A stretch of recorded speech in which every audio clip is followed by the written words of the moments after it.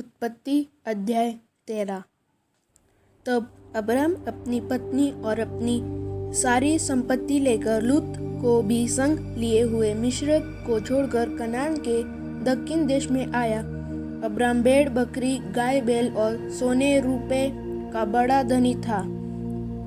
फिर वह दक्षिण देश से चलकर बेतेल के पास उसी स्थान को पहुंचा जहां पहले उसने अपना तंबू खड़ा किया था, जो बेतेल और ए के बीच में है।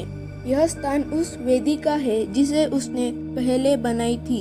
और वहाँ अब्राम ने फिर यहोवा से प्रार्थना की। लूत के पास भी जो अब्राम के साथ चलता था भेड़ बकरी गाय बैल और तंबू थे, इसलिए उस देश में उन दोनों के लिए पर्याप्त स्थान न था कि वे इकट्ठे रहे, क्योंकि उनके पास बहुत धन था, इसलिए वे इकट्ठे न रह सके।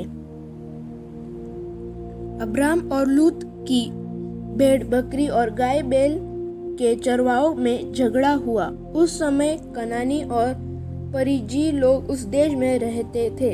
तब अब्राम लूत से कहने लगा, मेरे और तेरे बीच और मेरे और तेरे चरवाहों के बीच में झगड़ा न होने पाए, क्योंकि हम लोग भाई बंधु हैं। क्या सारा देश तेरे सामने नहीं? इसलिए मुझ से अलग हो जा। यदि तू बाई और जाए तो मैं दाहिनी ओर जाऊंगा, और यदि तू दाहिनी ओर जाए तो मैं बाई ओर जाऊंगा। तब लूत ने आँख उठाकर यरदन नदी के पास वाली सारी तराई को देखा कि वह सब सींची हुई है, जब तक यहोवा ने सदोम और अमोरा को नष्ट न किया था। तब तक सोअर के मार्ग तक वह तराई यहोवा की वाटिका और मिस्र देश के समान उपजाऊ थी। इसलिए लूत अपने लिए यरदन की सारी तराई को चुन के पूर्व की ओर चला, और वे एक दूसरे से अलग हो गए। अब्राम कनान देश में रहा, पर लूत उस तराई के नगरों में रहने लगा और अपना तंबू सदोम के निकट खड़ा किया। सदोम के लोग यहोवा के लेखे में बड़े दुष्ट और पापी थे।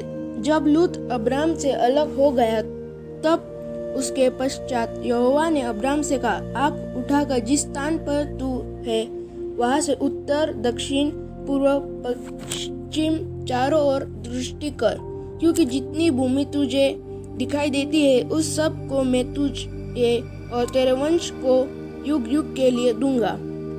और मैं तेरे वंश को पृथ्वी की धूल के किनकों के समान बहुत करूंगा, यहाँ तक कि जो कोई पृथ्वी की धूल के किनकों को गिन सकेगा, वही तेरा वंश भी गिन सकेगा। उठ, इस देश की लंबाई और चौड़ाई में चल फिर, क्योंकि मैं उसे तुझी को दूंगा।